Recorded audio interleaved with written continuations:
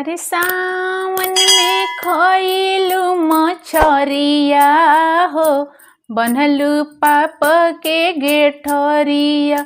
अरे सावन में खइलू मछरिया हो, बनलू पाप के मोटरिया। पाप के मोटरिया बनलू पाप के मोटरिया। अरे पाप के मोटरिया हो, बनलू पाप के मोटरिया। अरे सावन में खइलू मछरिया हो, बनलू पाप के मोटरिया। अरे सावन में खइलू मछरिया हो, बनलू पाप के मोटरिया। पहिला मोटरिया खुली है ब्रह्मा जी के आगवा। अरे पहिला मोटरिया खुली है ब्रह्मा जी के आगवा। अरे नरक में कटी हो जिंदगिया हो, बनलू पाप के मोटरिया। अरे नरक में कटी हो जिंदगिया हो, बनलू पाप के मोटरिया। अरे सावन में खइलू मछरिया हो, बनलू पाप के मोटरिया। सावन में खइलू मछरिया हो, बनलू पाप के मोटरिया। अरे दूसरे मोटरिया खोली है विष्णु जी के आगवा। अरे दूसरे मोटरिया खुली है विष्णु जी के आगवा। अरे नरक में बिताई हो जिंदगिया हो, बनलू पाप के मोटरिया।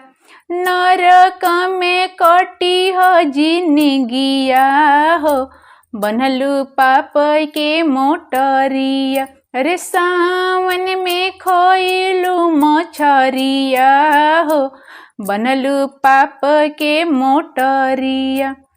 तीसरे मोटरिया खुली है शिव गुरु के आगवा। अरे तीसरे मोटरिया खुली है शिव गुरु के आगवा। अरे नरक में बीती है जिंदगिया हो, बनलू पाप के मोटरिया। अरे नरक में बीती है जिंदगिया हो, बनलू पाप के मोटरिया।